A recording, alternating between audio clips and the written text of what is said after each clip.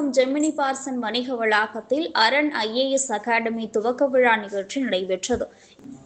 இதில் முன்னாள் IAS அதிகாரி சகாயம் கலந்து கொண்டு நிகழ்ச்சியை தொடங்கி வைத்தார்.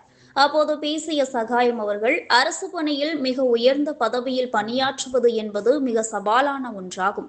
இப்பதவியில் வகிக்கும் அதிகாரிகள் மக்களுக்கு சேர வேண்டிய திட்டங்களையும் அரசு செயல்படுத்துகின்ற அனைத்து நலத்திட்டங்களையும் சரியான முறையில் மக்களிடம் கொண்டு சேர்க்க வேண்டும். அரண் IAS அகாடமி மூலம் பயிற்சி பெற்ற அனைத்து மாணவர்களும் வெற்றி பெற வேண்டும். அரண் IAS அகாடமி மூலம் பயிற்சி பெறும் அனைத்து மாணவர்களும் வெற்றி பெற வேண்டும்.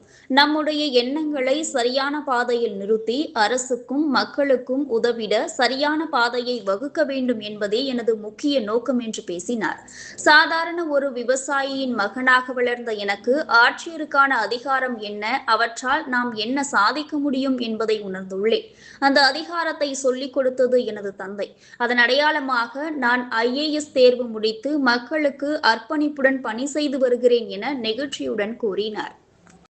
மேலும் இந்த நிகழ்வில் தணிக்கையாளர் ஜான் மோரிசு, வளம் அகாடமி நிறுவனர் தமிழ் இயலன், தாய் தமிழ் அகாடமி வடகாடு ராசா, அரசியல் பகுப்பாளர் விஜயநாதன், வழக்கறிஞர் திருமலை தமிழரசன், வழக்கறிஞர் அங்கையர் கண்ணி, வீரபாண்டிய கட்டபொம்மன் வம்சாவளியினர் வழக்கறிஞர் இளைய கட்டபொம்மன் ஆகியோர் கலந்து கொண்டு வாழ்த்துரை வழங்கினர்.